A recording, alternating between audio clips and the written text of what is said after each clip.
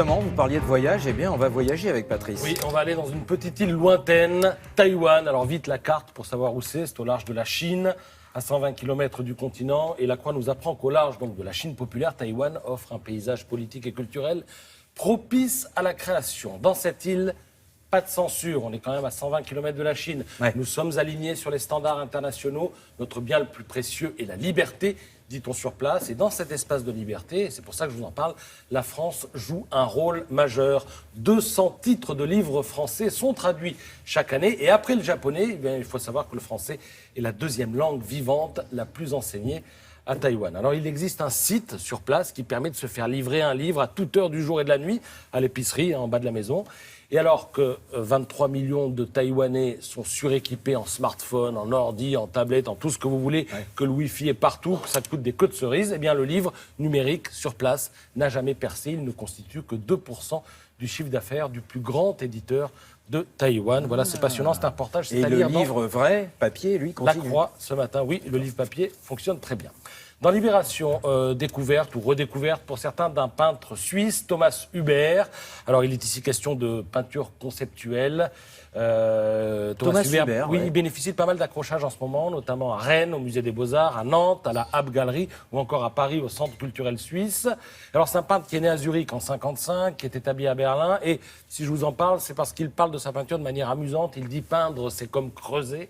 La toile est un trou, elle cherche une profondeur. Si vous creusez un trou, vous avez à côté un monticule de terre qui se forme. Ce que j'extrais du tableau s'entasse dans mon atelier. Plus je peins, plus il y a un tas dans mon atelier. Voilà, Donc c'est là, signé c'est- Thomas Huber, c'est dans Libération ce matin. Ça s'appelle Piscine dans mon salon. Voilà, par exemple, ça peut. Rapidement maintenant, l'affaire Mehdi Meklat. Alors de quoi s'agit-il? Il s'agit d'un ancien journaliste du Bondi Blog, un jeune homme issu de la banlieue, devenu chroniqueur, romancier. Bref, aujourd'hui, ces jours-ci, ressortent des milliers de tweets qu'il a commis sous un pseudo. Le pseudo en question, c'était Marcelin Deschamps. Et alors, il faut voir les tweets en question.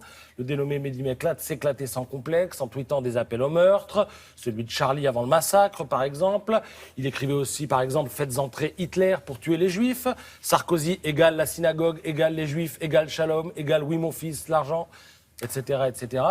Je trouve la phrase « J'aime la mort comme vous avez la vie de Mohamed Merah troublante de beauté ». Voici aussi ce qu'il disait. Et encore, Marine Le Pen, je vais l'égorger selon le rite musulman. Ou encore, les Blancs, vous devez mourir ASAP, autrement dit, le plus vite possible. Voilà. Donc depuis que ces tweets sont remontés à la surface, eh bien c'est le déchaînement. Il y a ceux qui découvrent la vraie nature de Meklat et qui trouvent évidemment que c'est abject. Et puis ceux qui semblaient savoir et qui écrivent des papiers un peu compliqués où il est question de personnages fictifs qui testaient la provocation. Vous avez un excellent papier sur le sujet sur le site internet de Marianne ce matin. Il est signé Martine Gozlan et je vous en lis un extrait.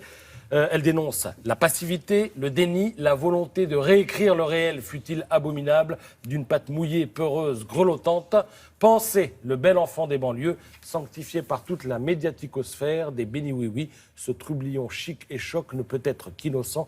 Blagueur, enchanteur, on croit rêver, dit-elle. C'est à crever, la haine crève l'écran et ils ne veulent pas la voir. Ceci est adressé à tous ceux qui écrivent des papiers, on va dire, compatissant pour le jeune homme. Et même, elle a fait un très très beau jeu de mots, puisqu'elle a dit les dénis, oui, oui. Ok. Bien vu. Et il s'est excusé, hein, je crois. Oui, bien sûr, il s'est excusé. Je ne suis pas sûr que ça suffise, mais il s'est excusé. Il s'est excusé. Merci beaucoup.